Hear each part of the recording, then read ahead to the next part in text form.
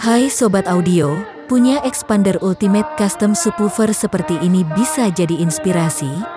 Terpasang satu buah subwoofer ditempatkan dalam box di bagian belakang. Posisinya berada di area toolkit expander sebelah kanan. Secara penampilan simple dan sesuai dengan fungsinya sob.